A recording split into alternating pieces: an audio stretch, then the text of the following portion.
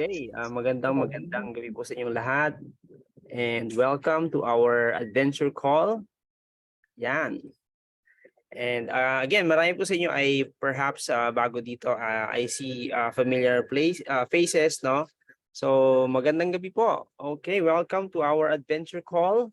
My name is Oliver Balvieja. I'm the founder of Angat Ka PH, and thank you, Miss Andrea, for being with us, no, from DTI Pakil. All right. So we also have a lot of friends here and guests. So maraming salamat for joining. We are all 21 po dito ngayon, or 20. Dalawa pala yung aking account na naka-logged in. So perhaps, yes, I may not be able to greet you one by one, but I think may mga I would like to greet, no, yung iba nating mga kasamahan.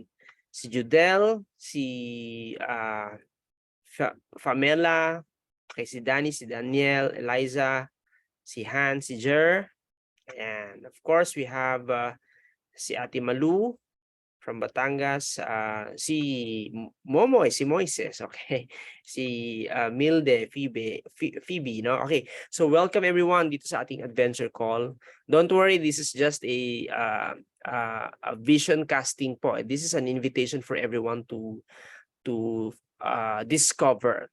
Kaya ito ay adventure call discovery discussion because gusto naming i-discuss sa inyo at sa bawat isa yung mga bagay that may help you decide, no? May calling ba ako bilang isang entrepreneur? Yan.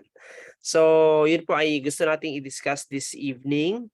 And maybe some friends are about to come pa, hahabol pa yung iba nating mga friends. So, but for now, we will take this adventure call together. Ang goal po natin is to help us decide, no?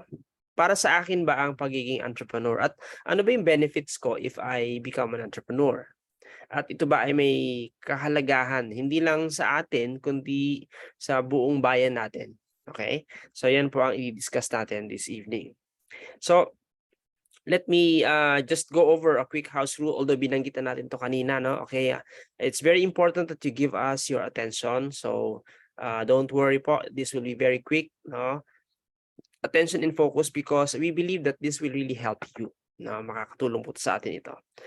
And second is we have to avoid distractions hangga't maaari, no?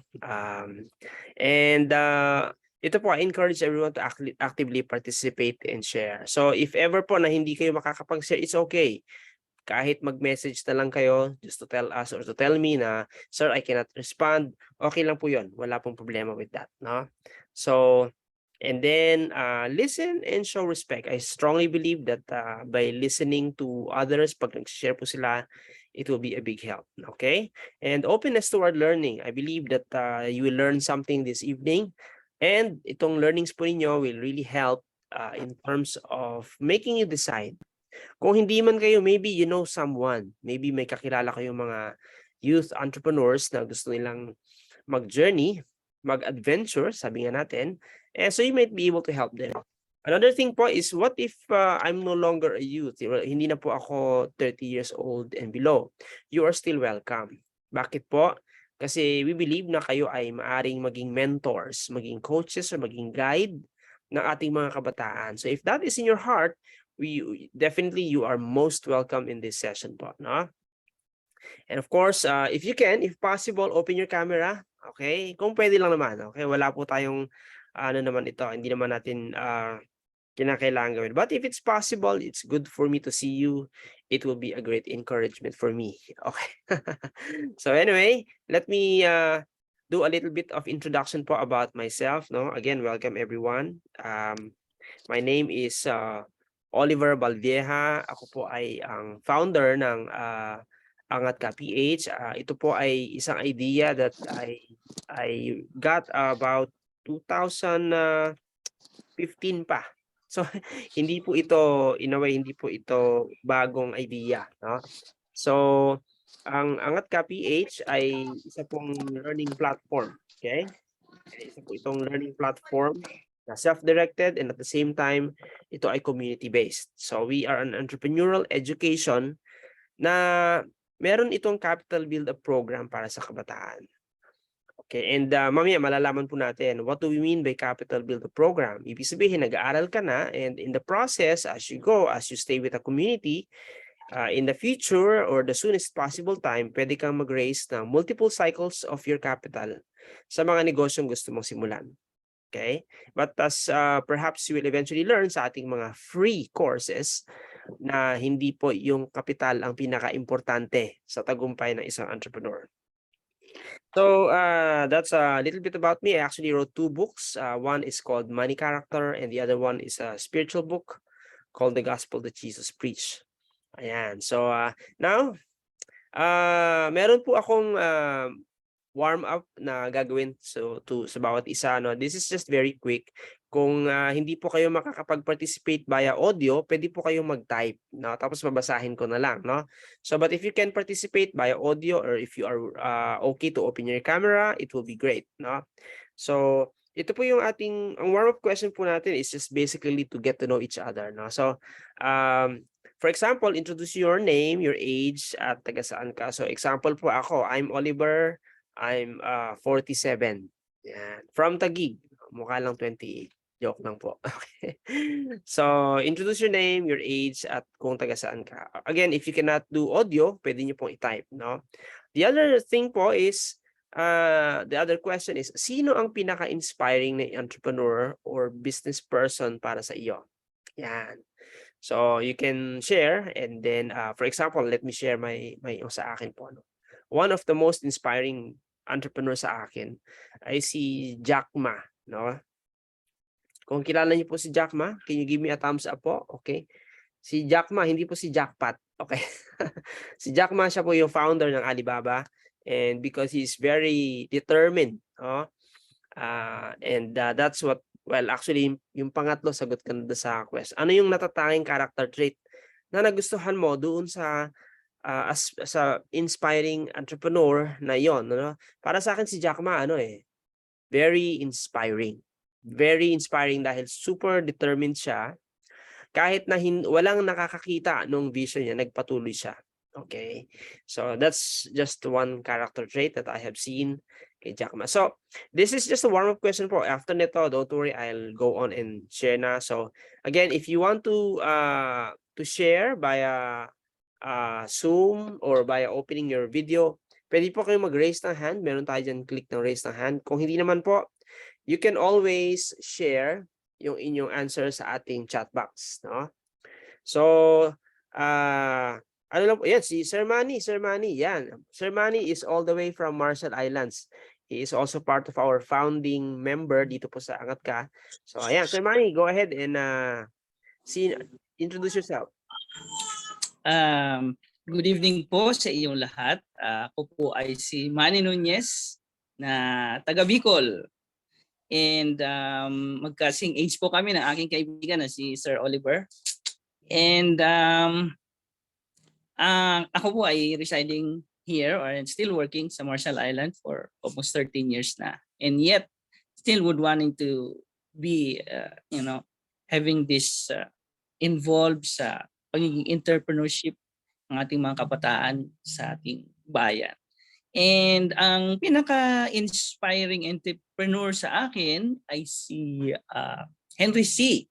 Kung may nakakaalam po sa inyo ng kwento ni Henry C., he just started just a pair of shoes.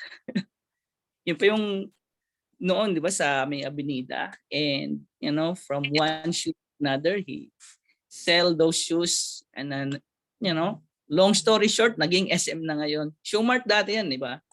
Anyway, natatanging character sa kanya is talagang super hardworking, tiyaga, and very determined siya na look at what happened to him now. Di ba? Although he already passed away, pero yung naiwan niyang legacy sa kanyang mga anak, sa kanyang pamilya ay talagang sobra-sobra. So, I'm very inspired of his story. Salamat, Sir Oliver. All right, thank you so much, Sir Manny. No? Nako, talaga naman. Si Henry C. ay napakagandang story, no, ng rags to riches, sabi nga natin. And yun, salamat ng marami for that, Sir Manny, no, all the way from Marshall Islands. Okay, so sino po ang gustong again, just introduce yourself, no? Para lang at least we get to know each other po. At hindi naman kinakailangan lahat. If you're not comfortable, okay lang po, wala nang problema. But siguro if any one of you who might be interested to share a little bit about yourself, okay? Pwede ba ako magtawag?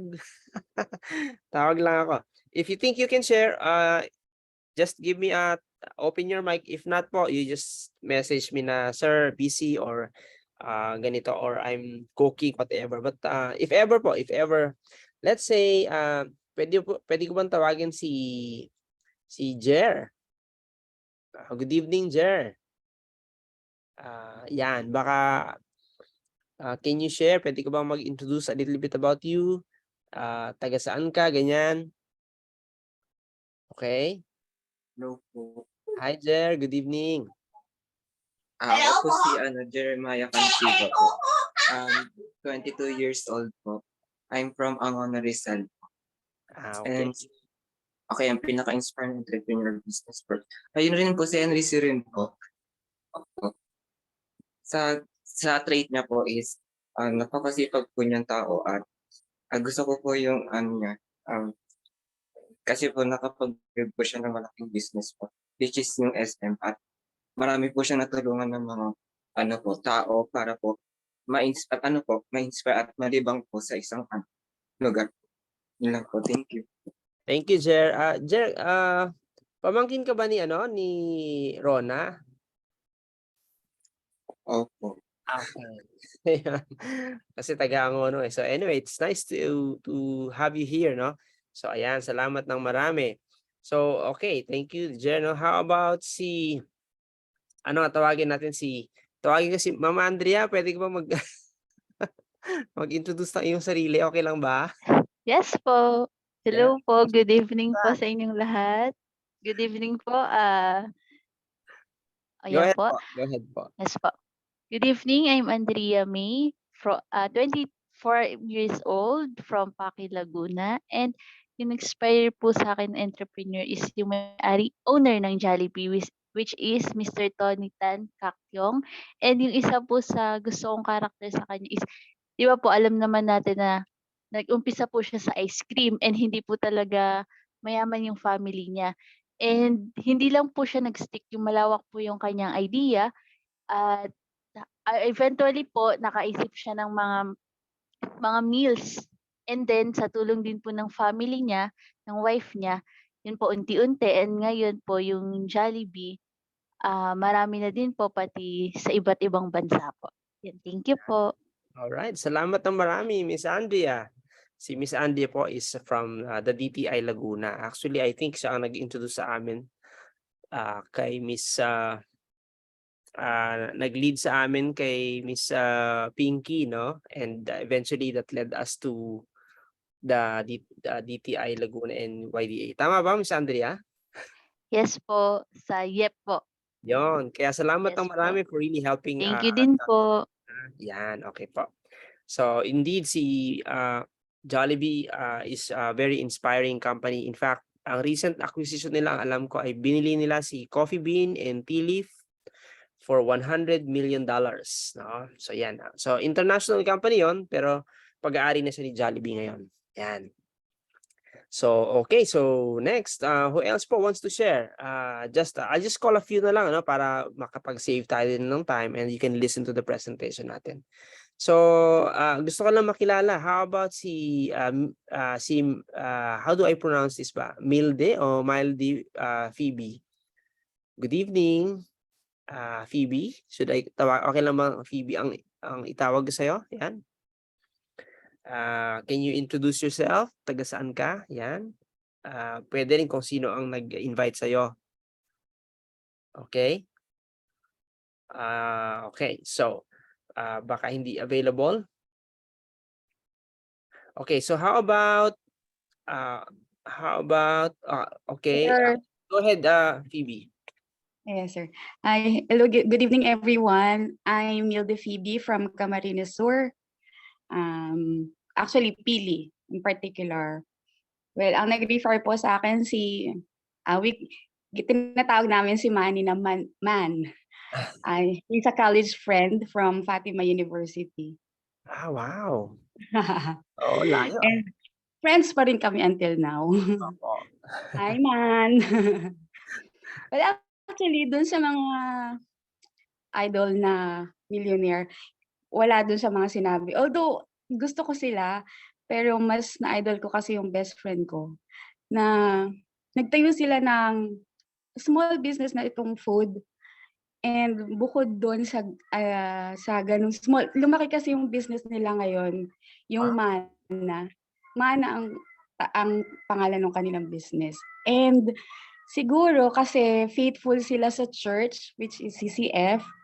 So siguro with the grace of God, talagang umaangat ngayon. Unti-unting umaangat ngayon yung business nila. Yun. My best friend is Mirla Sheila Villanueva. Yan. Thank you. Thank you so much, Milde. Oo. So yeah, faith, no? Faith. They have faith. Actually, sabi ko nga sa mga kausap ko madalas, ang pagnenegosyo ang pinaka-spiritual and faith-building decision na ginagawa ng isang tao. So, Yes. one of them. Oo. So, thank you, Milde, no? From Pili, Camarines Sur. Wow, layo. Really nice to have you. And we Thank hope you. yeah, thank you so much, Milton. And we hope na baka soon yung magkaroon ka ng heart na i-spread ito sa diyan sa may Camarines Sur, no? So we would look forward to that. Okay? So thank you, ha? Okay. Okay. So, okay. So anyone else po? One last na lang tayo para at least you get to know na magkakalayo tayo ng lugar, but alam niyo yun, we are all in one having vision that attracted us here. Si Judel Ray Hernandez. Yan, Judel, good evening. Can you share your name, ganyan, taga saan kang lugar? And siguro, sino na rin ang nag-invite sa'yo? Baka you can share a little bit about that. Yeah. Judel, can you share? Okay. So let's see if okay, so baka feel free to unmute anytime, ha? Okay. So most of the people here, some of them are actually kakilala natin. I would like to acknowledge Kuya Jobert Falcon. He is our Chief Learning Officer dito sa atin sa Angat Ka PH. Siya ang nagbibigay ng design and guidance ng ating curriculums and even yung mga workshops na ginagawa natin, no? So anyway, it's good to know each one of you. Siguro i-chat nyo na lang po, and I would like to read it later on. I-chat nyo na lang kung hindi kayo nakasagot o natawag. Just chat, taga saan kayong lugar at sino yung inspiring entrepreneur ninyo. Okay? So let's proceed. Okay? So one of the questions that we really want to answer dito sa ating adventure call is bakit ba natin kailangan mag-raise ng mga entrepreneurs sa panahong ito? Okay, at this very moment, bakit natin ito kailangan? Okay, so we will answer this question. Okay, and the way we will answer this question ay through these 4 stages. So una, we will have to look at the past. Lumingon muna tayo pabalik. Kailangan malaman natin kung bakit tayo nakarating sa ganitong estado bilang isang bansa. No? And then, after looking back, we will look forward naman. Okay? So let's look into the future. Tingnan natin kung yun bang ginagawang pag-aaral ng mga kabataan ngayon ay anong future nito? Will it be relevant pa? Okay? Given the fact na napakabilis ng technologies right now. So ano ang future ng jobs or employment? And then, from the future, so nanggaling tayo sa past and we look into the future, now let's look into the present moment. Dito natin makikita what's the opportunity for us, okay? So titingnan natin ano yung mga critical need para tawagin natin ang mga kabataan natin at maging entrepreneurs. At paano ba ang Angat Ka as a platform ay pwedeng makatulong sa kabataan, okay? And then, that's it, no? We will be sharing with you ano yung mga tinatawag nating enablers, no? These are opportunities that can enable the youth para makapag-journey ng successfully bilang mga entrepreneurs. Okay? In fact, dito i-discuss natin, meron po tayong batas, no? And that's the reason why we are so happy to have Andrea here, no? Yung RA 107 or Republic Act 10769, it's a law that supports youth entrepreneurship. We will discuss later about the connected economy, the power ng micro-influencer, okay? And ano yung kaibahan ng mga entrepreneurs na gagraduate sa Angat Ka? Okay, and that's very important po, no? And how yung build up ng capital ay gagawin natin dito sa platform natin, okay? So, let's get started. As I mentioned, bumalik muna tayo sa nakaraan, ano? Sana meron akong sound effects na parang dreams, no? But nasaan ba ang bayang Pilipinas ngayon at bakit? Okay. So that's the question. Nasaan ba tayo ngayon bilang bayan? Let's look into that. So, to answer that question, ito pong 2022, this is just based on August 2022 na publishing from Global Finance. Sinasabi nila that ang richest country in the world is the Luxembourg. Ang number 2 is Singapore. Now, if you go to Asia, Asia lang, wag na buong mundo. Ang richest country in Asia is actually what? Sa palagay niyo ba si Pilipinas? Okay. Of course, si Singapore pa din, no? So si Singapore ang richest country in the Asia. Okay, now. However, magtataka kayo, nasaan ba ang Pilipinas? It turns out, ang Pilipinas po ay nasa number 35. Okay? Malalim, ano? Ang Japan is number 11, ang Taiwan is number 7, ang Hong Kong is number 5. Ang lalim po natin. Number 35 po tayo. So, bakit ganon? From the same article, it says doon po, no? Nakasulat doon. Wait, I'll just clear my screen po saglit, ha? So, doon po sa same article na from the Global Finance, no? ng website, no? And they mention nga that, yes, Singapore is the richest country in Asia, at number 35 doon ang Philippines. Now, bakit ba naging number 35 tayo at bakit naging number 1 ang Singapore? Okay. Here's a story that I want to read. Sabi dito, but how did Singapore become so prosperous when the city-state became a nation in 1965? 1965 lang po sila naging bansa. Ang Pilipinas nung sinakop ni Magellan nung 1521, okay, ay bansa na po tayo na 1521. Okay? Ilang taon po ang pagitan natin with Singapore, right? So, ang tagal-tagal na nating bansa. How come mas nauna silang maging mayaman sa kabuuan pa ng buong Asia, no? And here's the thing, noong 1965 po, 1/2 of its population was illiterate. In other words, no read, no write, it's illiterate. They cannot read, they cannot write. 1/2, 50% of Singaporeans. So, virtually, Singapore has no natural resources. Okay, wala silang lakes. Ang river nila ay, I don't know kung ilan lang. Wala silang bundok, wala silang farming, wala silang minerals. Okay? But they became the number 1, and the reason why is because in 1965, nag-decide po sila to become the most business-friendly place in the world. Okay? So that's a decision that the Singaporeans made. The leadership of Singapore decided that they will become the most business-friendly place in the world. So in other words, ngayon, saan nagpupunta ang mga tao? Nagpupunta sa Singapore. Bakit? Because it's the business-friendly country in the world. Now, noong 1965 po, ang Pilipinas maunlad na. In fact, if I'm not mistaken, noong mga panahong yun, ang Pilipinas po ay mayroong sariling missile and rocket program. So we are a rich country. However, noong 1965 po, ito po ang reality noon. Ang mga parents po namin ay pinanganak ng 50s at saka 60s. No? So, noong time po na yan, ang focus ng bansa natin is gawing workforce friendly ang ating bansa. So ano po nangyari? Nagkaroon tayo ng maraming professionals. Meron tayong doktor, meron tayong nurses, meron tayong engineers, meron tayong teachers, you name it. Meron tayong geologist, meron tayong mga scientists.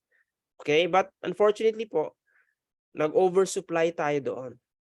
Okay? And the sad news is that in-export natin ang karamihan po ng ating OFWs. 10% of the Filipino population until today is being sent outside para magtrabaho sa labas.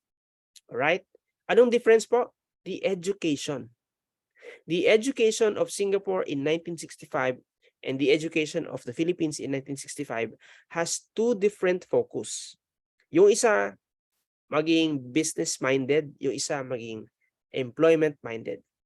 And so where we are today is because of the decisions made by our leaders over 50 years ago. Okay pa? And so we have to understand. Kaya tingnan niyo, sino po ang pinakamayayamang tao sa Pilipinas? Kokonti lang po ang Pilipino. Okay?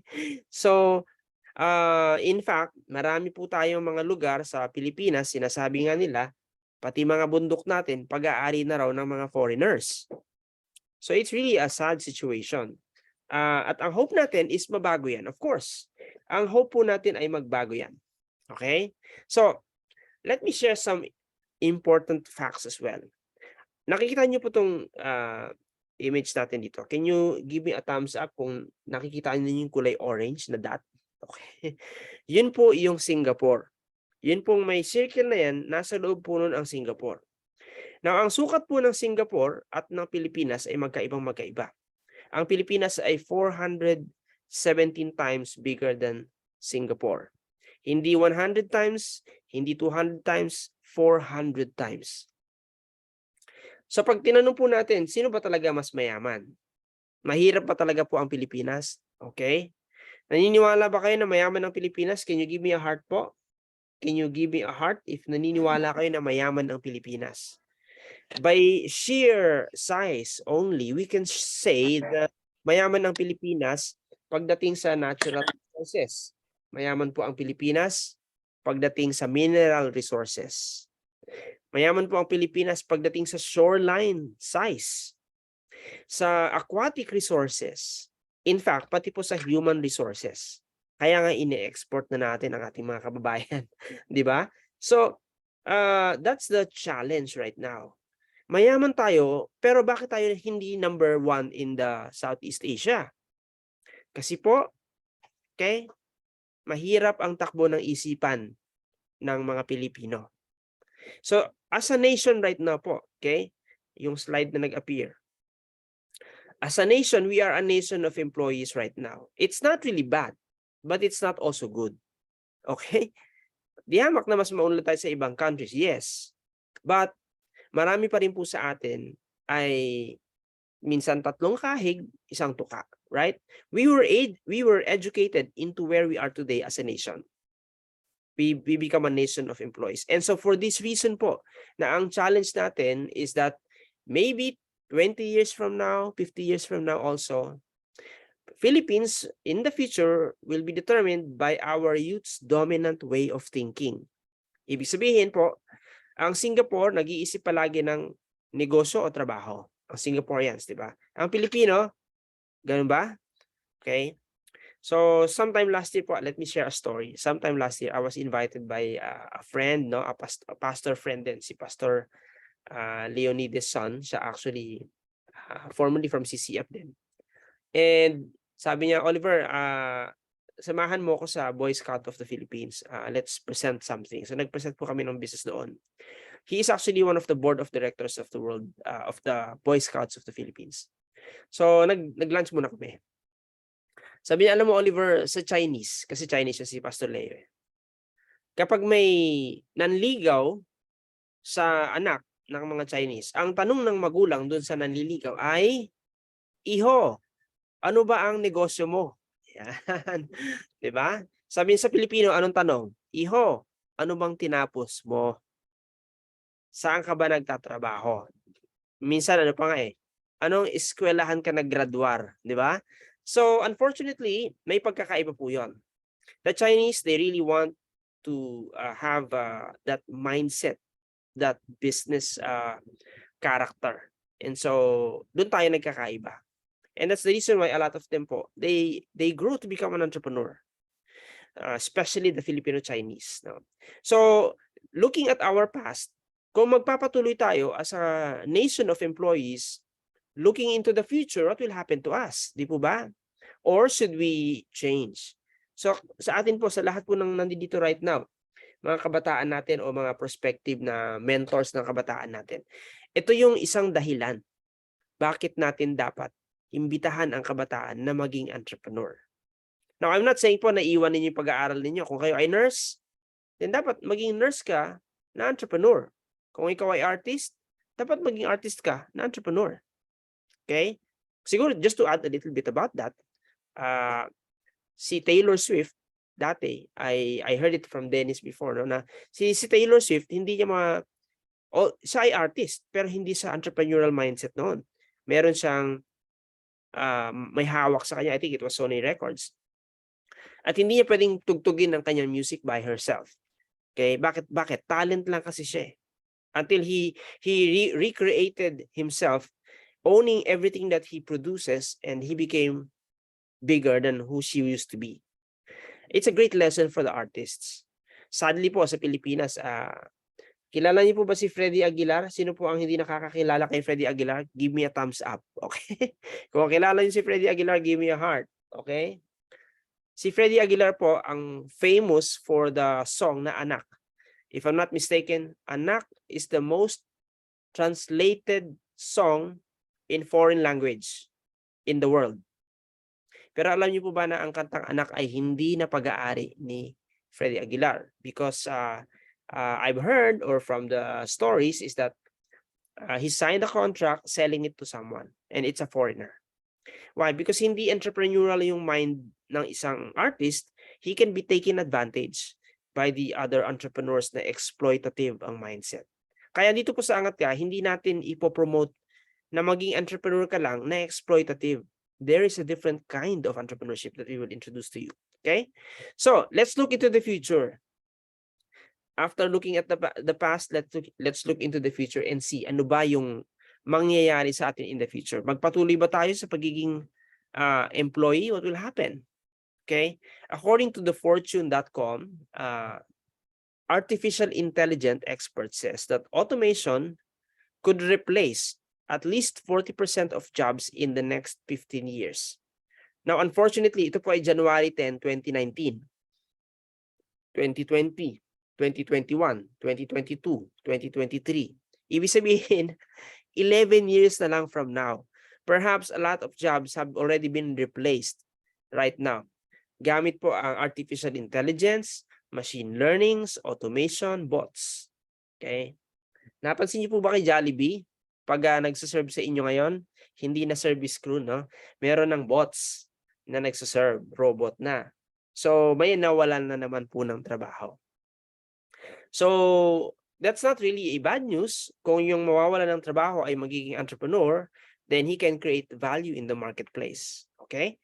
So, however, kung ang tao ay dependent lamang sa education, which, or yung old system of education, I'm not saying education per se, but it will be a very challenging situation for us, okay, for that person, okay? So, in fact, from another website po, no, yung sa builtin.com, they said na around 85 million jobs worldwide will disappear by 2025, okay? Including po dyan mga accountants, okay, paralegal, radiologist, even doctors, even lawyers. Okay, well, not completely mawawala yung mga yan, pero magiging maliit na, matindi na yung competition. Because bakit? Yung ibang trabaho kaya nang gawin ng AI. Diba? Si Siri nga, diba? Siri. Diba? So, it's really a future that is different. So, kailangan mo pag-isipan ng kabataan right now sa tinatahak mo. Dapat meron kang dimension of you na maging entrepreneur. So, very important yan. And again, kung kayo po ay hindi na nasa kategory ng kabataan tulad ko, you can still help. Pwede po tayong mag-mentor ng mga kabataan para sila ay maging entrepreneurs. Okay? So, please take part in our itong ginagawa natin sa Angat Ka PH. We encourage you. No? So, yung past education natin were actually founded on the opportunities of what's called the industrial economy. Sa industrial economy, diyan po yung job security. Okay? So dapat secured ka, meron kang benefits, meron kang maganda yung bigayan, okay? Meron kang perks na mga vacations and things like that. But our present education and training should be based on rising economies.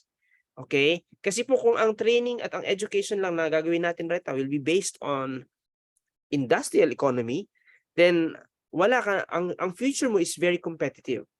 Okay. So, but this opens up also a great opportunity for all of us. Okay. So, aabangan mo na lang ba yung future mo by being passive? Hayaan mo na kung anong mangyari, di yan ang mangyari. Or, sasalubungin mo ba yung future mo ng may tapang at karunungan? So, ang angat ka po is actually, it came from the word tapang at karunungan. Pag pinagdugtong nyo yung tapang at karunungan, makikita nyo yung word na angat ka doon sa gitna. But anyway, to give you an illustration of someone na sinalubong niya yung kanyang future, let's watch this short video. Okay? I did not have a rich father. I tried 3 times for university. All failed. I applied for Harvard for 10 times. All failed. They don't even want to see me. For the last time, I went to the Teachers College, which was considered the 3rd or 4th class of my city. So I applied jobs for 30 times, got rejected. It was so difficult at that time. I was so frustrated because I taught in the university. My pay was $10 a month because I could not find a good job. In 1994, discussed that I'm going to do something called internet. And 23 of them against it. They said, this is a stupid idea. We have never heard about internet. And you know nothing about computer. And I never thought I was smart. Nobody believed that I could be successful. Because everybody said, well, this guy think differently, think crazily. You know, they think about something never work. I tried to borrow $3,000 from the banks. Took me 3 months, but I still cannot get it. We talked to over 30 or 40 venture capitalists. Everybody said, no, forget it. A lot of people said Alibaba is a terrible model. As I said, I believe it. I think this thing could be big if we keep on working. I never thought it would be that big like today. But I believe that something is waiting for me there. And I have to work hard to prove myself. That was the tough experience. So we gathered $50,000 from 18 founders. We started. For the first 3 years, we did not have even $1 revenue from our business. It was not easy. You don't make any money. You've got extraordinary claims, and yet you make nothing. That's internet. Yes, but what's the point? Are you a millionaire? Now? No. Do you want to be? Well, I hope. But why it keeps going ahead, going forward? Because I received lots of email of thanks from the customer. They say, this is such a great thing. We cannot pay you, but this thing helped us. If you keep on helping us, one day you will be successful. And I believe this. Little by little, we build up our business. Little by little, we build up our ecosystem of the infrastructure. And now, after 16 years, we have an Alibaba group, we have a Tmall group, we have a Taobao group, we have Alipay. And people said, you are so smart. How could you make a company like that?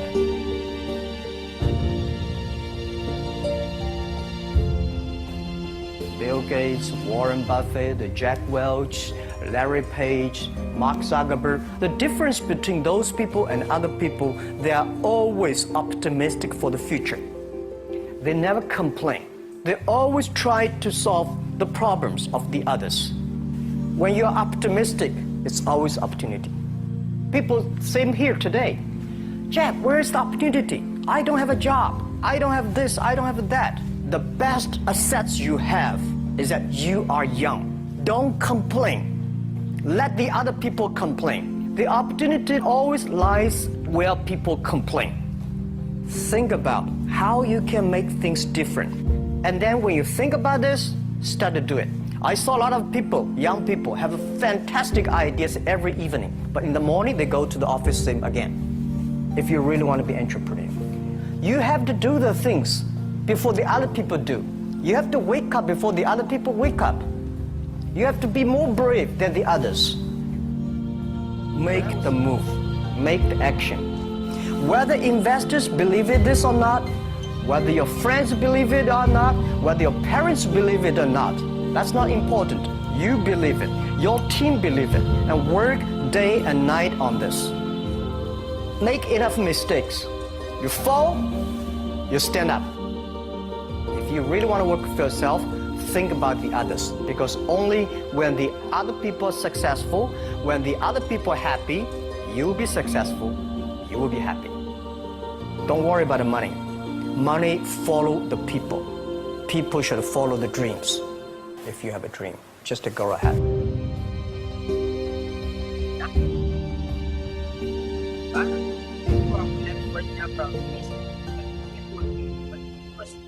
A bigger net worth pa. But from nothing, in just less than 20 years, yan po ang nangyari kay Jack Ma. So, let's take inspiration. Ano? May nakikita siyang future na hindi nakikita ng iba. And sabi niya, no one always believe in it. Ganon din po sa atin dito sa Angat Ka. We believe that we are seeing a great opportunity sa kabataan natin. At base doon sa future na nakikita natin right now, if we can shift the course ng ating kabataan and make them as many entrepreneurs as we can create. Pero may certain character yung ating mga entrepreneurs. Then I believe na in the future po, marami sa inyo ay maaring maging si Jack Ma. Maybe hindi man sa level niya just for the money, but for the impact and the influence that you can make. Okay? So I hope that this has inspired you, no, about that. So, yan po ang story ni Jack Ma on that. Entrepreneurship is more rewarding. Ibig sabihin, after you have reached a certain point, mas meron ka ng freedom of time. You can dictate the time when you want to work, how you want to work. And you will have the power of choice. Okay? Kung gusto mo, pwede. Kung ayaw mo, walang problema. Okay? So, because only entrepreneurship allows you to have that kind of lifestyle. So, this is the future that we want you to see. And so now let's come back to the present moment. Knowing na, okay, yan pala ang future natin, napaka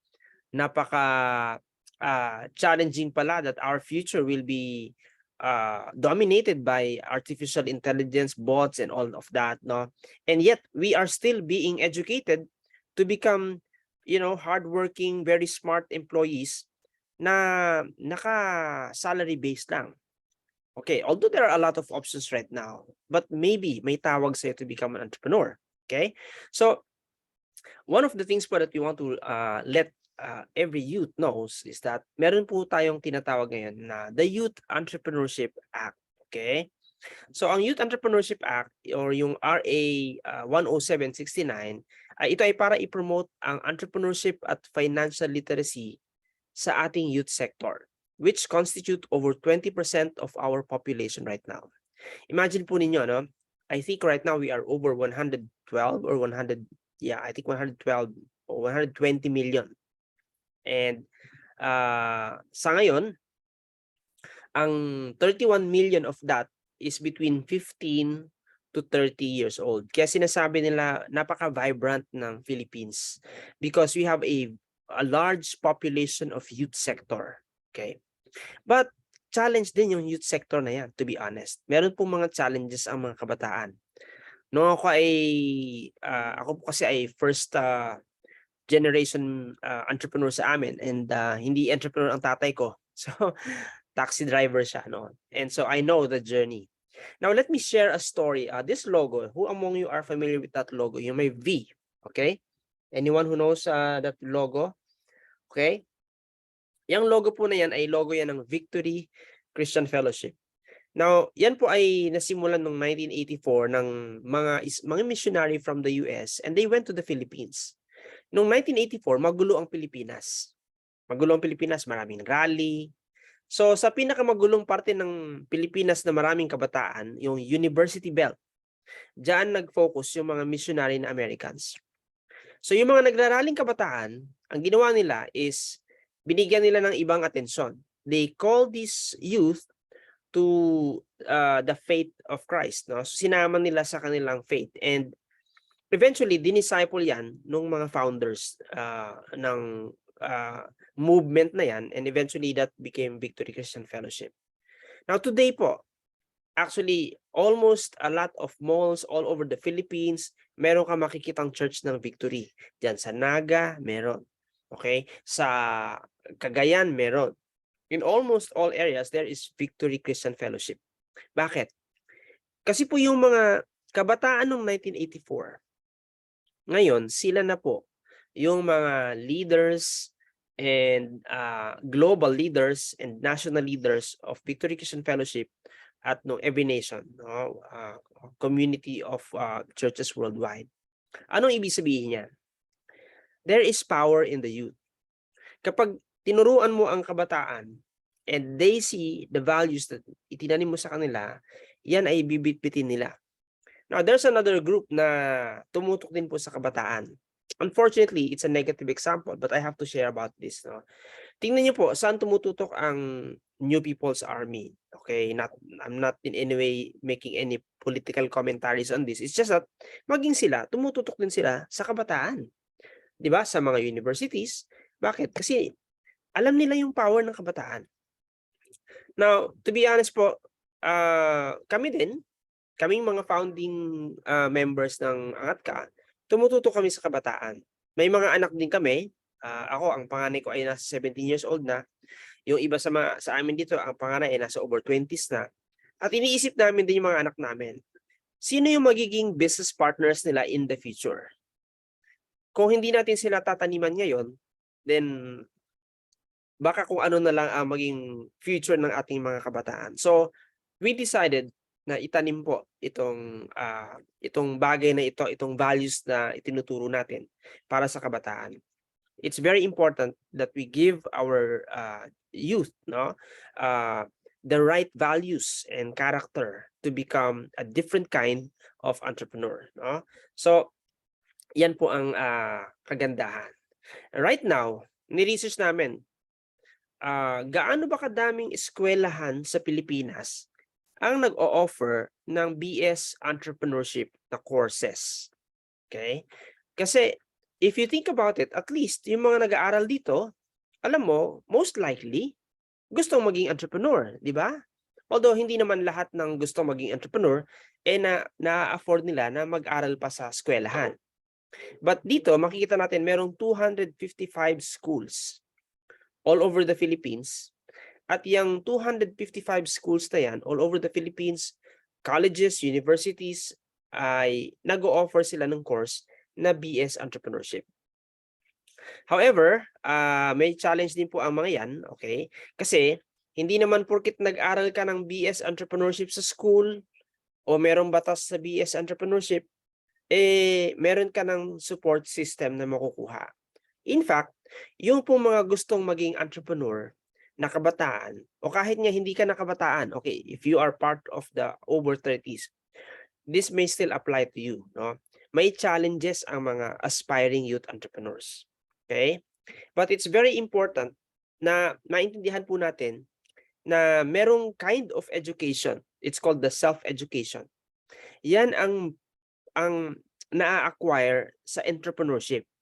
To be honest, lahat po ng mapag-aaralan mo sa school ay basic lamang yan. Okay? Hindi yan tipong binigyan ka ng baril at pinasugod ka kaagad sa gera. No? Tuturo lang sa'yo paano gumagana yung baril. Parang ganyan. So, sabi nga ni Jim Rohn, formal education will make you a living. But self-education will make you a fortune. Sa entrepreneurship po, everything is about self-education. Kaya ang mga entrepreneur ay self-starter, self-initiator. Okay? So entrepreneurs are youth.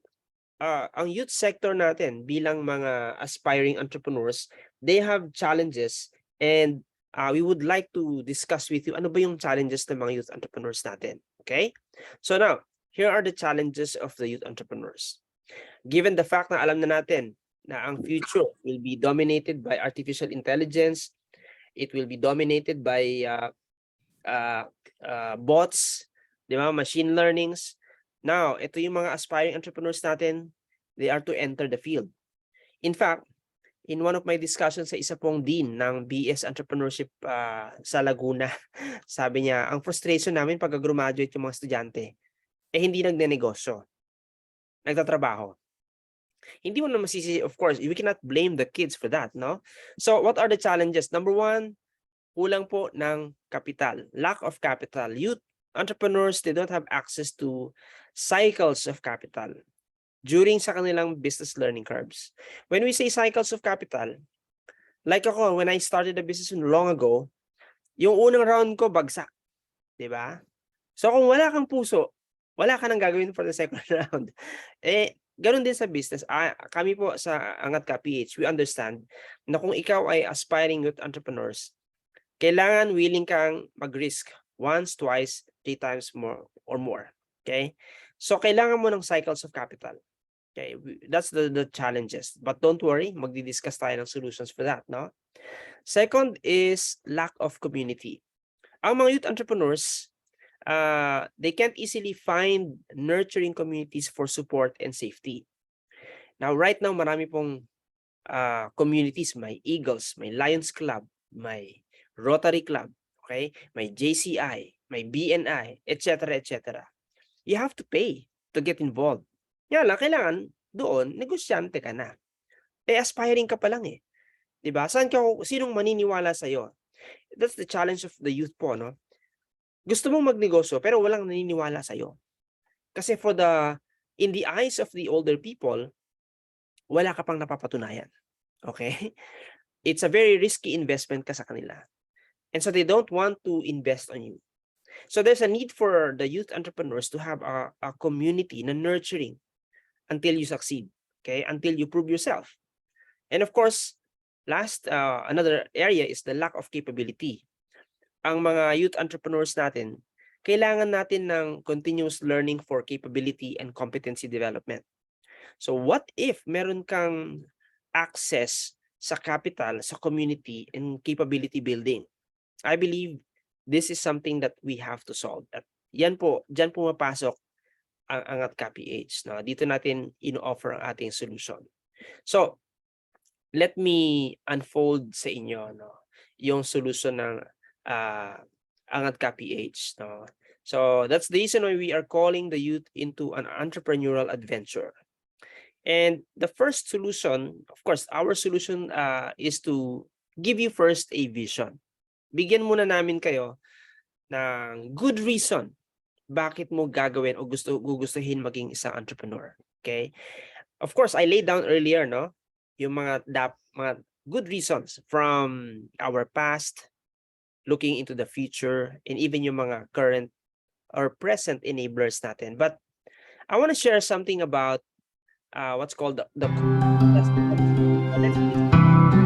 Just Cause is a vision of the future, an idealized vision of the future, so just, so inspiring, that you would willingly sacrifice in order to help advance it.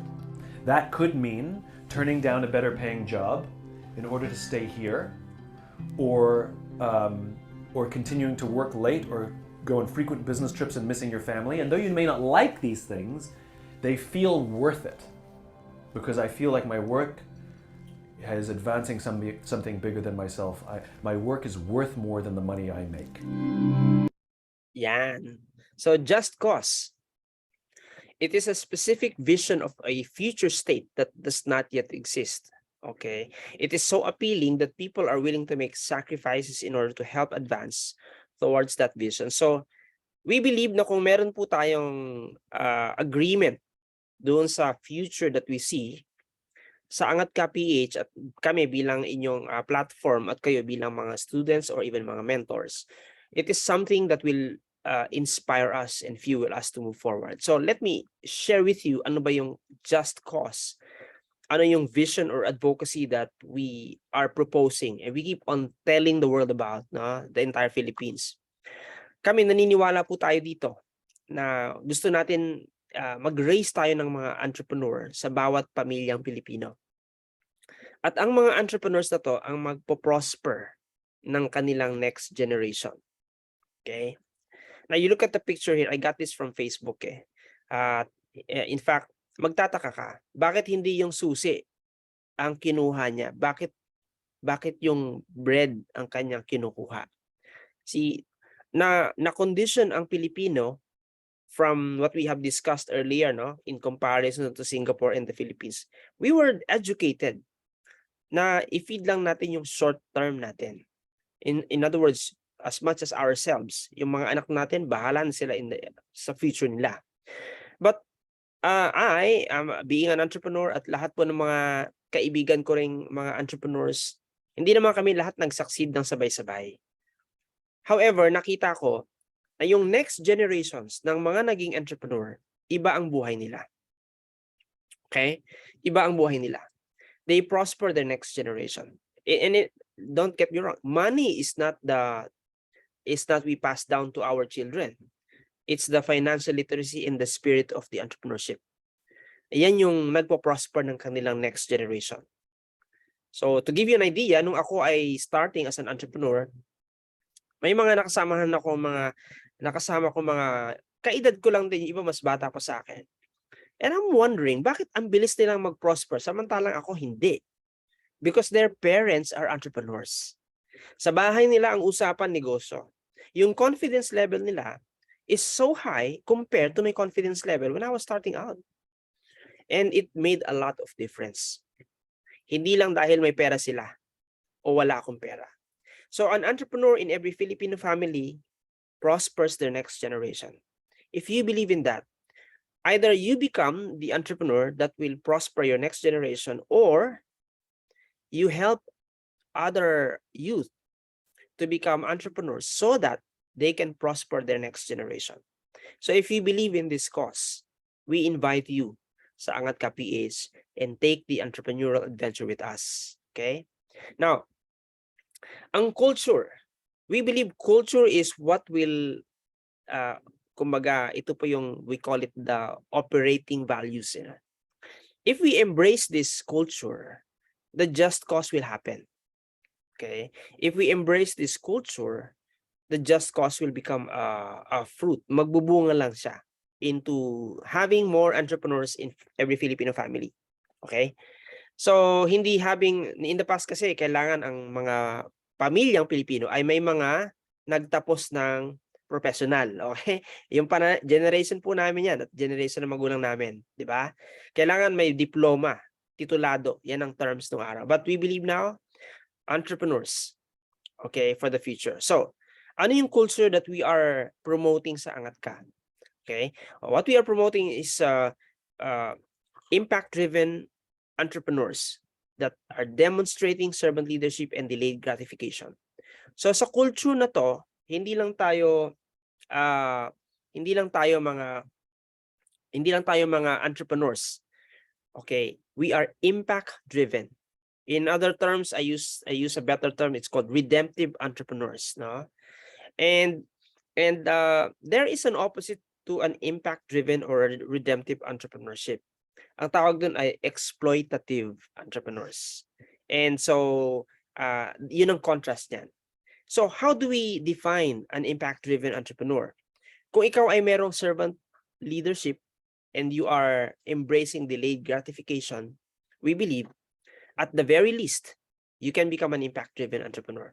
So two culture that we want to have yung mga students natin sa Angat Ka PH is that they have servant leadership heart and they embrace delayed gratification. Okay? Now, in the courses, we will discuss this in more detail at bakit ito mahalaga. All right? Now, so again, our solution is to give you an online platform with a co-learning communities. No? So we are raising impact-driven youth entrepreneurs to prosper our next generation. That's actually our headline. If you check yung ating website na Angat Ka PH. And yes, we are an online learning platform with Capital Builder program powered by co-learning communities. Well, we are always using the hashtag Rise by Lifting Others. Kaya very important yung culture natin. So, let me share some details here. Okay? Yung pagiging yung vision natin for you bilang mga students ng Angat Ka PH is to become impact-driven youth and entrepreneurs, no? With servant leadership and delayed gratification as a culture. Bakit? Kasi yan ang susundan ng iba sa atin, right? So that's the reason why we are inviting you to start the entrepreneurial journey with us, and meron tayong free course for this, and then meron din tayong paid course. So let me share with you yung journey. Okay, the journey if you join this entrepreneurial journey with us, no? When you say culture, okay, when you say culture, one of the best and simplest description of culture is change maker. Okay, culture is about creating a relevant change. No? Ano ba yung ultimate outcome na gusto natin mangyari? You can see itong image dito is a wine and sourdough bread or yung fermented bread. No? Yung journey to become an impact-driven youth entrepreneurs na may culture of servant leadership and delayed gratification, we can compare it to a wine and a bread. Hindi yung instant bread, ha? This is like the old bread. Now, what is that? Actually, I see I'm a student of the word, a student of the scripture. In fact, my second book is a spiritual book. No? When I was studying culture, I found out na si God is a culture maker. So, in one of the simplest evidence of God imprinting culture sa atin, tayo mga human beings, ginawa niya tayo in His image para mag-create ng culture.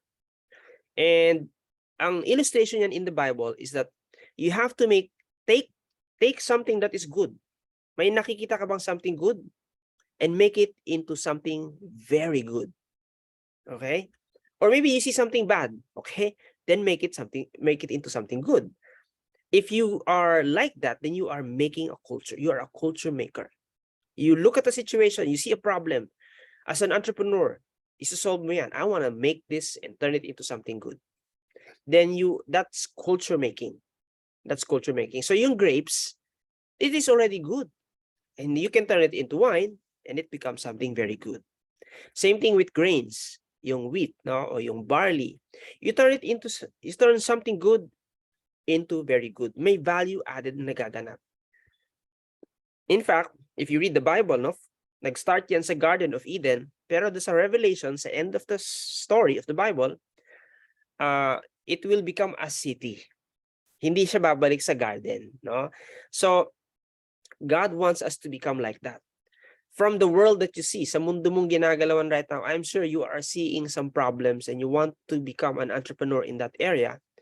Look for something good and turn it into something very good. Okay? So, sa atin, sa journey natin, we are reducing the core. Nung pinag-aaralan namin yung Angat Ka, I was thinking, Lord, if I were to reduce the character of an entrepreneur, at the very least, ano ang character traits?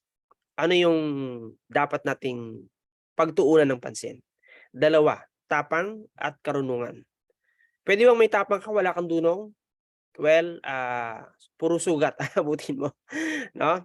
Hindi naman pwedeng dunong, wala kang tapang kasi hindi ka ever magsisimula. Or makakapagsimula ka, hindi ka magpapatuloy. So you need both, no? Tapang at karunungan. So, may 4 tayong journey milestones na bilang mga students ay dadaanan natin. And we believe that as you go through these journey milestones, you will be launched into becoming an impact-driven entrepreneur. So yung first journey milestone that we see is for the students, for the aspiring entrepreneurs, or maybe kung ikaw ay starting entrepreneur na, is to be confident. When you say, I am confident, alam mo yung gusto mo at bakit mo siya gustong gawin. Okay? So then you are confident, no? And the second is that you become competent. Be competent, no? Meron kang dunong. Kaya nga karunungan, no? May dunong ka, meron kang understanding and knowledge, no? and wisdom, so to speak, para mag-start at mag-prosper, mag-sustain ng sisimulan mo. Okay? So marunong ka magsimula at magpalago ng sinisimulan mo. So that's very important. And then, the third milestone is magkaroon ka ng resources. Be capable. Okay? May resources ka ba to get started in your business? Okay. And then after that, lastly is magkaroon ka ng courage. May tapang na mamuno at magpatakbo. Okay? So this is really important. Itong apat na yan. And so we designed the journey based on these 4 tapang at karunungan. Okay? Na journey milestones natin. So, here's the journey. Okay? That same journey, I just want to illustrate that with you into a flow. Okay? So, paano ba natin sisimulan ng ating journey? Bakit 5 yan, Oliver? Okay? At the moment, nandito kayo sa starting point, no? Hindi ko alam kung gusto niyo maging entrepreneur. Maybe after this presentation, makakapag-decide kayo. You can reach out to me or to the person who invited you. Sa ngayon, ang goal niyo is to be curious. Am I called to become an entrepreneur? Okay, eto yan sa adventure call natin. And then from here, if you said, yes, gusto ko maging entrepreneur, or at least at the moment, gusto kong i-explore. So now we will invite you into our free Abundance Foundation course na ang pangalan niyan ay Ikaw ang Yaman. Ang goal namin dito is maging confident ka. Okay, and we will give you a 6 sessions in 3 weeks time na free. Okay, walang bayad po yan. Na may bayad actually yan. Hindi nga lang pera. Okay? Ang bayad nyo sa amin ay attention. Pay attention. Sabi nga, no? So, it was Sir Dennis who actually gave me that idea. No? You have to pay attention before you pay money. Okay? So, this is a requirement for you to take our premium business course. Yung Ikaw ang Yaman na Entrepreneurial Gateway course. This is a be competent stage natin. Journey milestone. So, kahit meron kang pambayad doon sa ating Entrepreneurial Gateway course, although napakamura niyan, to be honest, eh hindi ka namin tatanggapin kung hindi mo iti-take yung aming free course. Okay? And so, yan ay requirement po natin. And then after that, after being competent, you will go to our internship system where you help us spread our cause and our culture through our co-learning communities. And through this process, makakapag-build kayo ng capital, and eventually, you can launch your business. As you are raising your capital, you have to start developing your business ideas and building your teams also. And in that process, then be courageous na. Start your first business, or kung meron ka ng existing business, start your next venture or level up your existing business. And ang ating guidelines is that every time you reach 500,000 capital, i-release yan sa'yo. Okay, and you have to use that to engage in real life business ventures. Okay, with the help of your community, and this is a way for you to test yourself also and build yourself. Now, what if na-release sa'yo yung capital mo, 500,000? Eh kuya, ang ganda kasi ng laptop, ang ganda ng specs, binili ko muna yung laptop, kuya, tsaka yung cellphone. Diba? Well, if you do that, you will not get another round after that anymore. Okay? But if you are wise to follow our culture, then you can have a series of capitals coming from na darating sa inyo, no? So, yan ang ating journey, okay? So you can screenshot this so that you can pwede nyong i-review, no? So, but I will summarize this in a different way also, no? Now, eventually, when you are nasa capable stage ka na, you can also, even from the moment you take our Ikaw ang Yaman, we encourage you to bring in other students as well, okay? So yan ang mangyayari dyan. You bring in other students and we will help grow our community. So in short, what's in it for you? Sa Angat Ka PH, you will learn entrepreneurship from entrepreneurs. And we will expose you to real life entrepreneurs. Okay? Ang teachers na dito should have businesses of their own. They should be involved in business, yun ang requirement natin. And you are also able to build capital for your dream business or businesses. Okay? Pag kumita yung negosyo nyo na na-build, doon kayo bumili ng laptop at ng bahay. Okay? Ngayon po ang magiging rule natin dito. So, first, you join our community and eventually you will also build your community. And you have our education through our online learning platform and yung ating cohort-based o ito yung block, no? As we call it block, parang block section. So you have the community, you have the education, and then you have the capital. So you can build up cycles of capital sa ating internship system and eventually you will get experience. So ilo-launch namin kayo into your next or impact-driven businesses. Now, of course, pwede nyo kami magkakaroon tayo eventually ng mga business platforms para doon sa mga as a testing grounds. You know, there will be platforms where you can test your business idea or at least for you to test yourself muna.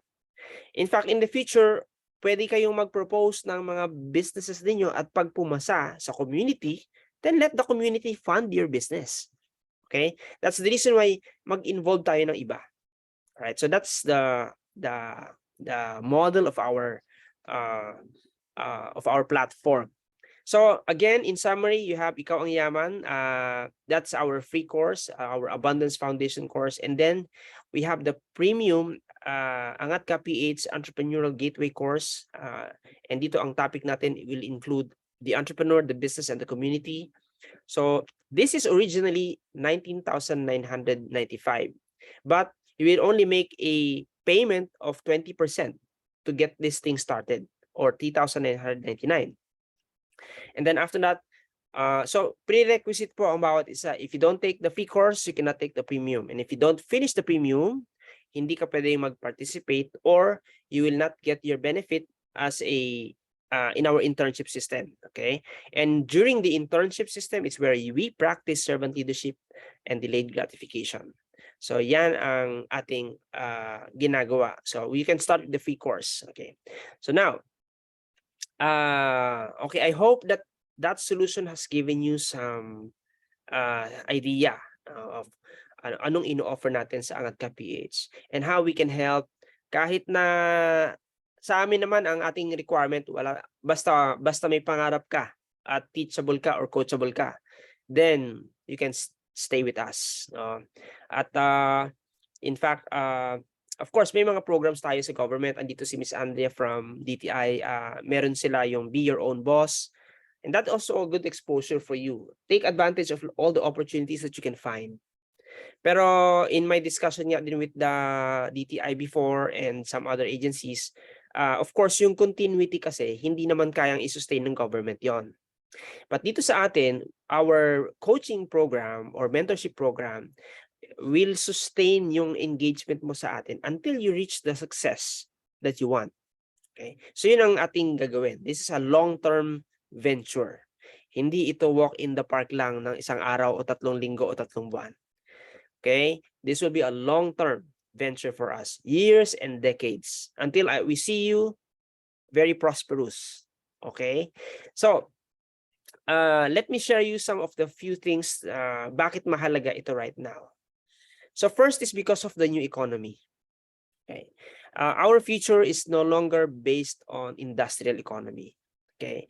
So there is something in the future right now. In fact, they call this the rising economy. Ito ay unang binanggit ng isang famous marketing and a consultant of Google, si Seth Godin. Sabi niya, the connection economy. Iyan na ang economy of the present moment. It's called the connection economy. At sabi na Forbes magazine, the connection economy is the economy of prosperity. It is collaboration and infinite possibilities. So hindi sa industrial economy na based on scarcity and selfishness, no? Or competition, but this one, it's collaboration. So it's the vision of an economic ecosystem, a complex network of interconnected systems built on trust, value alignment, and reciprocity. So in other words, ngayon, kung magaling kang makipag-collaborate at magaling kang mag-build ng value mo at magbigay ng value sa iba, you will actually thrive. So hindi na to ngayon dahil matindi ang tinapos mo at nagsunog ka ng maraming kilala. That may help if you are on a specific industry. But from the entrepreneurial perspective, it's the new economy now, is the connection economy. So sabi din ng Forbes, actually, the connection economy is using resonance, reciprocity, and relationship for networking. In other words, when you say networking, you are building a community, a network of economy, a network of connections, of relationships that produces business for you. Okay, so this is really a great economy. No, maybe you've heard about the gig economy, right? There are different kinds of economy. Meron tayong course, okay? Meron tayong module on economy, by the way. So industry trends is the connected economy according to the Georgia Tech website. It is something for us to think about. I'll show you some examples of the connected economy. Okay, some of them includes Amazon, right? We have one student dito, si Benz, from Cabuyao. He's into Amazon. And Amazon, they don't own any store, but they are the largest retailer globally. Parang si Shopee, parang si Lazada, okay? Wala naman silang store, wala silang inventory of their own. Okay, but they are very big as a business. Of course, Facebook, it's a connection economy. They create content, but no content, wala silang pag-aaring content, but they're the largest media in the world. We also have Grab, diba? Grab, formerly Uber, in-acquire ni Grab. Wala naman silang car of their own, but they are the biggest transport in Southeast Asia and some parts of the world. Of course, Airbnb. They are the biggest hotel or lodging chain in the world. Pero wala silang real estate properties of their own, right? What else? Of course, Netflix is another one. Netflix is a platform of movie streaming in the world. Pero hindi sila channel, right? Wala silang network company of themselves, but they are a streaming network. So these are examples of platforms. Now, pero sinasabi mo, maling sabihin nyo, Sir Oliver, malalaki na yung mga yan eh. Well, they all started with a vision. At pwede mong gamitin ang ganitong model even in a smaller scale. Okay? We will teach that in the courses natin.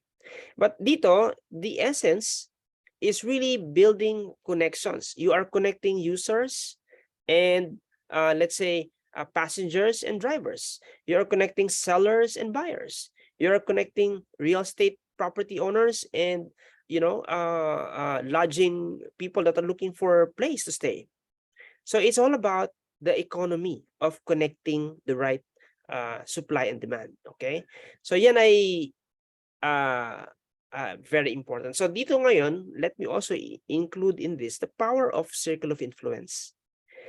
Let's face it, hindi naman tayo katulad ng mga malalaking tao na pag nag-tweet, malaki na ang bayad. Okay? Hindi tayo mega influencer. But you know what? There is power in the kind of circle kung saan tayo sumasama. Because again, if it is a connection economy, kung kanino ka connected or you are building connection with, that will affect your future economy. Okay? There is what we call education by association. Okay? And they say that you are the top 5 person you associate yourself with. Yung ibang version, they say, ang total income mo is based on the top 5 people you spend the most time with, right? So education by association means, kunwari, may kaibigan ka, mga chef. I believe in the next 3 to 5 years, magiging magaling ka sa food, either as a critic or magtayo ka ng restaurant or as a consultant. Why? Because you associate yourself with the people in that field. Conversely, on a negative note, sumama ka sa mga bank robber. Example lang, huwag niyong gagawin ito. Then I guess, eventually, you will absorb their culture, you will absorb their atmosphere, and maybe next year, 2 years from now, pag meron silang next project, baka look out ka na. Okay? So that is the power of being with the wrong crowd and also with the right crowd. So circle of influence is very important. Sa pagnenegosyo, ganun din. If you associate yourself with entrepreneurs, okay, you don't just learn the knowledge, you get the vibes, you get the spirit of those people. Okay, and eventually you begin to do what they do. Okay, because there is a subconscious communication that will happen. So build your team long before you need them. This is the principle. You can borrow strength. Okay, borrowing dapat. So borrow strength from your community. So your circle of influence is very important. And so that's also the reason why sa Angat Ka, okay, we are going to teach you the value of the connection economy and teach you how to magnify that with your circle of influence na binibuild mo. Right? And just to give you an idea, although minention ko to kanina, bakit maraming nag-join sa Rotary Club, sa Lions Club, sa BNI, sa Kiwanis, and so on and so forth? It is because yung mga yan ay circle of influence. Yun nga lang. Okay? Diyan, kailangan magbayad ka para maging member ka. Okay? I joined BNI last 2021 and I have to pay 32,000 for a 1-year membership. Okay? The community is good. Okay? Pero kailangan doon may negosyo ka na. Right? So, dito rin, we will also discuss with you the power of being a micro-influencer. Ibig sabihin, kahit naman 100 lang ang iyong community, if you can make a positive impression and influence dyan, and you can build a business with 100 people, you can actually create a growing and thriving economy out of that. Okay, so this is part of what you will learn sa ating program.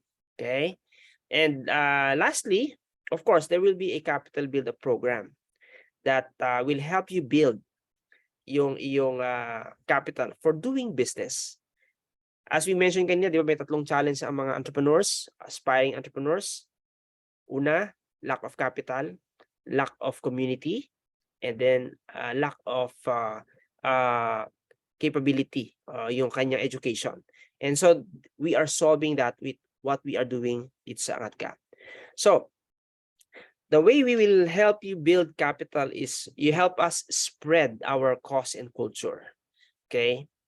Now, let me share a story that will enlighten you about bakit namin kailangan ng tulong ninyo na i-spread natin ang cause ng yung vision ng Angat Ka PH sa iba pang kabataan. Because let's face it, nakita natin kanina na ang future is very competitive, no?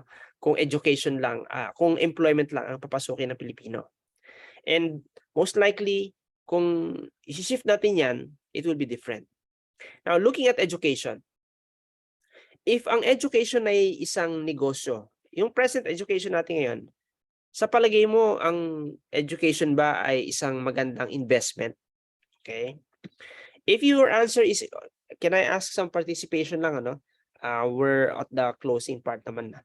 So, if you believe na ang education right now, yung let's say, yung conventional, industrial-based education ay maganda siyang negosyo,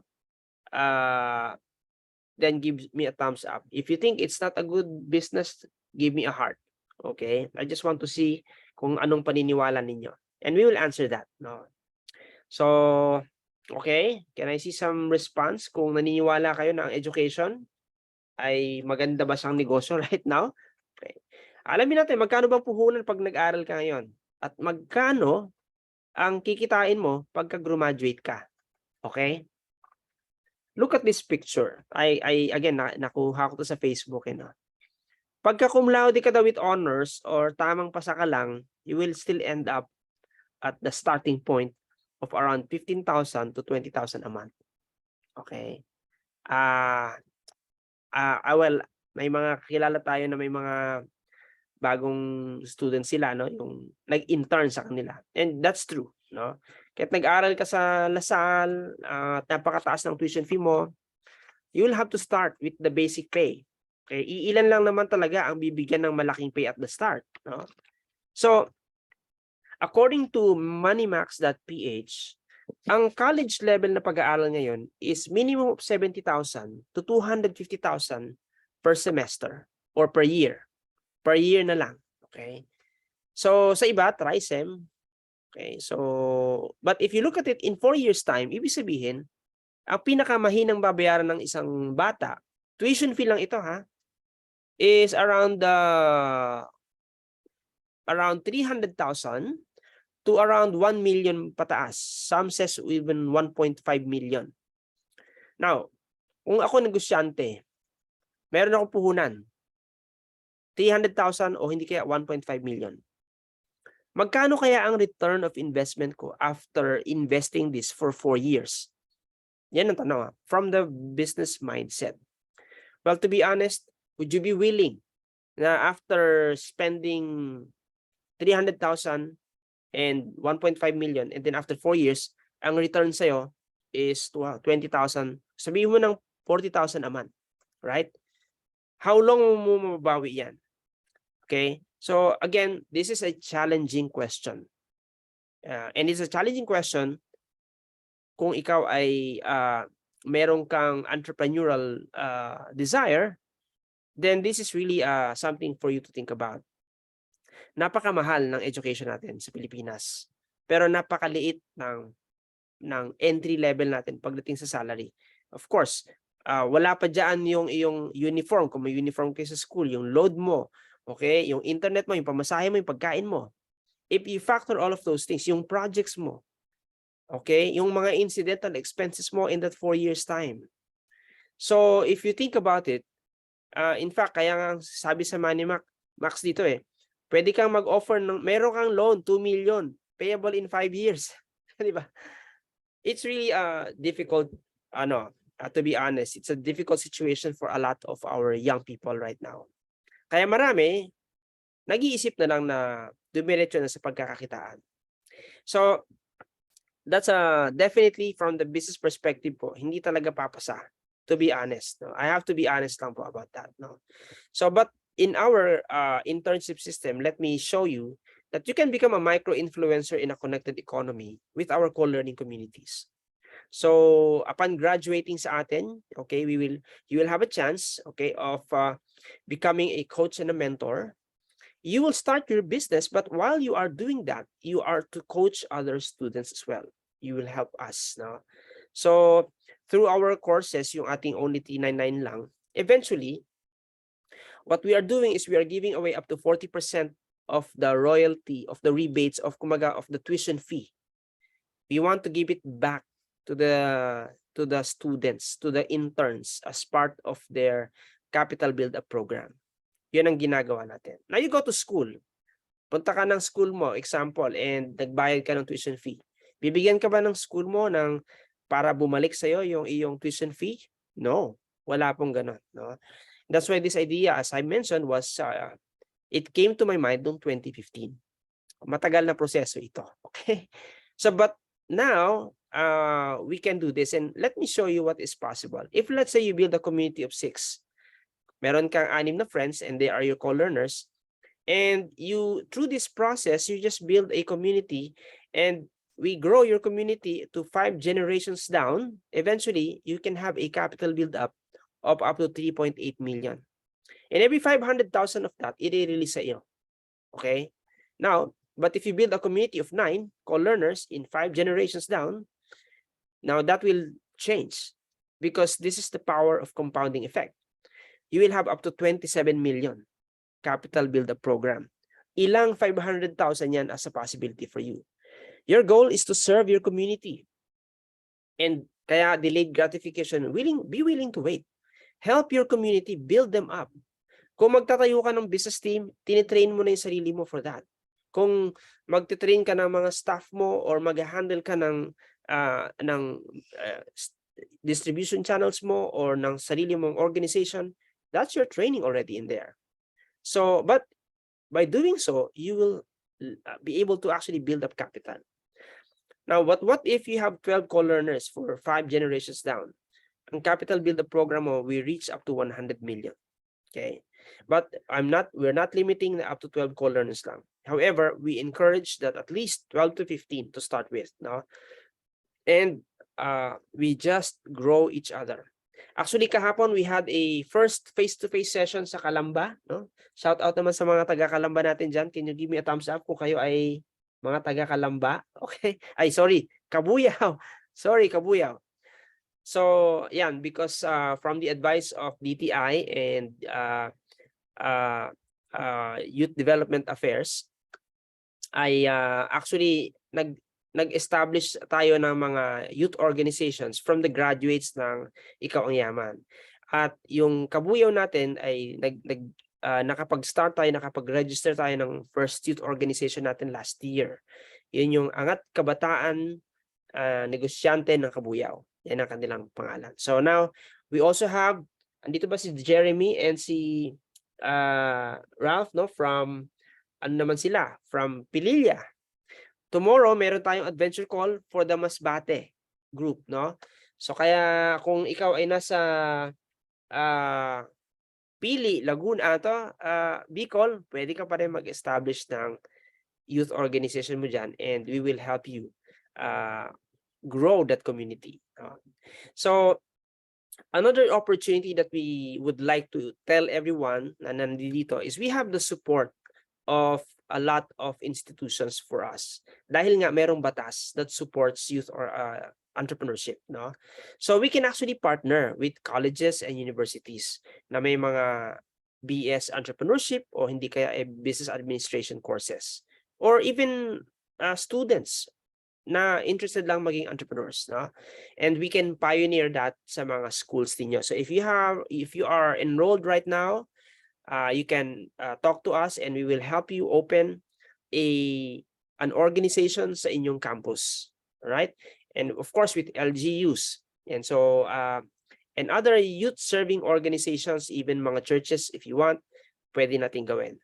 Sa Masbate, it's actually a church youth nila ang mag-i-implement nito. So as long as you feel like you are called to become an entrepreneur, then we welcome you here. Okay, so remember, there are 255 schools. Hindi natin bibiglain yan, but we want to grow it little by little. Actually, there's a company also, a social enterprise company called Creative Entrepreneurship Organization. And I have been in discussion with the CEO of that, si Clyde, at meron kaming dinedevelop na sila kasi ay tumatanggap sila ng mga interns from I think 100 universities. So yung mga interns nila pwedeng pumasok sa atin sa Angat Ka, and we will teach them this, especially yung nasa field ng entrepreneurship. Okay? So meron tayong different ways of helping out. Especially kung nasa ang lugar kayo, we can start a youth organization dyan at mag-grow tayo na mga aspiring entrepreneurs dyan. Okay? So yan ang ating gagawin. Ito, okay? Sila Argel, sila Roy, sila Eliza from the first batch ng ating Ikaw ang Yaman, sila yung sa Kabuyao at nag-establish sila ngayon ng Angat Kabataang Negosyante ng Kabuyao. Yan. So it's a youth entrepreneurship organization. So yung sa Masbate, ang proposed name nila is Mas Angat Kabataan. Yan. Di ba? Ang saya. So I hope that you capture a vision also. Do you see yourself leading a youth organization or becoming a supporter of them or maybe a mentor sa kanila? Then we welcome you dito sa ating ginagawa. No? So yan, another one recently is a company, Palaya Corporation is a company that has different businesses, at yung owner si Iggy ay he also asked me na mag-collaborate, na yung kanilang sector of distribution is that magre-raise tayo ng kabataan doon. And he is connecting me with Sambales mga mayors and congresswomen, congressman and women na kausapin and i-initiate ito sa kanila. So, yun ang goal natin. That's the reason why we are doing this adventure call, to give you the information, how we can help you at ano yung support system that is available para maging isa kang aspiring entrepreneur, to build you and to give you a connected economy and a circle of influence to support you. So hindi mo to gagawin mag-isa. Okay? So yan ang ibig sabihin. So again, in closing, ang ating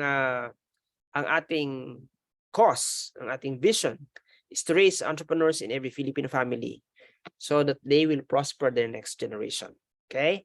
So will you respond to this call? Yan ang ating tanong, no?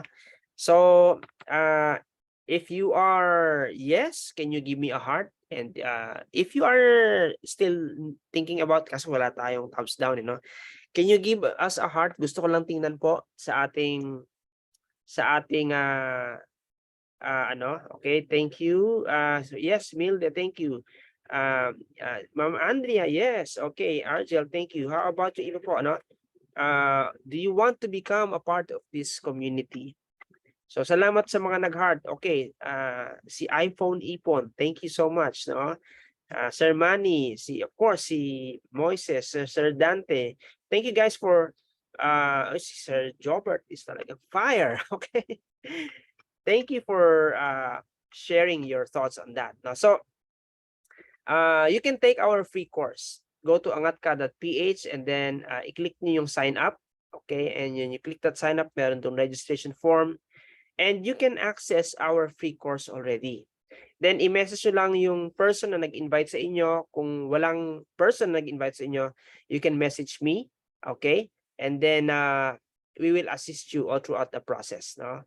So, yung batch ng darating, itong January batch na to is, meron tayong schedule na gagawin. So, ito yung schedule natin.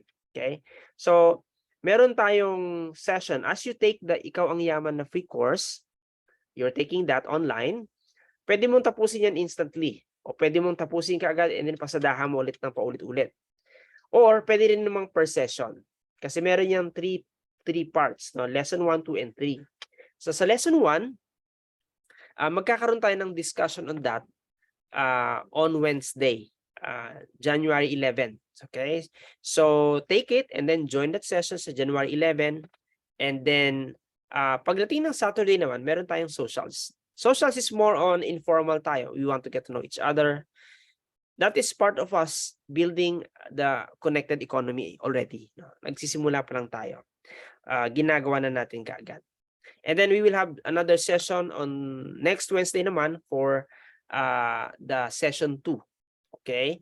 And then another session na naman on third week. So, ano lang po ito? Wednesday, Saturday, Wednesday, Saturday. And this 6th session ay magbibigay sa atin ng enough interaction para ma-feel ninyo, gusto ko ba ang community ng Angat Ka? Okay? And we hope you can decide. And maybe in that process also, maisip nyo rin, sino yung mga kaibigan ko na gusto kong isama dito? Okay? Yan ang gagawin natin. So actually, sa buong January, meron tayong nakaplot. Yung Friday and Tuesday namin ay face-to-face siya na gagawin sa Kabuyao. So yun ang ginagawa natin. And then we will have here, yung schedule natin will be Wednesdays and Saturdays. We have a session from a hybrid session na gagawin, but that will be a different schedule. Okay? So I hope that you explore these sessions. And in closing also, I want to quote Nelson Mandela. Sabi niya, education is the most powerful weapon which you can use to change the world. So dito sa Angat Ka, we hope that you will learn and educate yourself as an entrepreneur. So thank you so much. And you are again, are you in for the entrepreneurial adventure? We hope that we hear some answers from you. If you can drop a message po dito right now sa atin. And I will have to revert you back to the people that have invited you here. So bago po tayo mag-closing, I hope, is it okay mag-group picture muna tayo? Okay. At salamat for joining, everyone.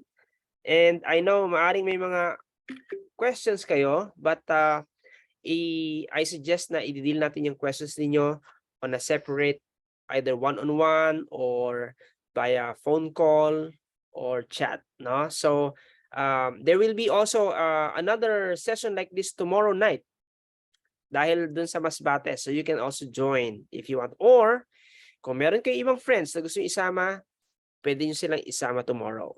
Okay? So let's have a picture lang sa mga pwede po mag-open ng camera. Just feel free to open your camera. Okay? All right. So 1. Okay, ayan. Hintayin natin iba. No? Okay, 1, 2. Ayan. Ayan. Si Maring Tinet pala itong nasa... Hi, Maring Tinet. Ikaw pala yan, ha? Ayan. Hi, Ish and Joanna. Thank you so much. Okay, so 1, 2, 3. Smile. Oh, wait. Hintayin natin ng mga nakapwesto muna ng maayos. Okay. Ish, ready ka na ba? Okay, yan. 1, 2, 3. Smile. Ayan. Thank you so much, no? Thank you so much for joining. So mag-chat tayo and we will answer your questions, so you can call me or the friends who invited you here. We look forward to building more entrepreneurs sa ating bansa at sa ating community at sa ating family. Okay? With that, God bless everyone and thank you so much. Thank you, Argel. Good night, everyone. Thank you kay Jobert. Jer, thank you. Famela, Momoy, Milde, okay. Ang mag-asawang Panyoso, thank you so much. Of course, Andrea, thank you so much for joining us. Judel, Joanna, and everyone. Again, good night and God bless.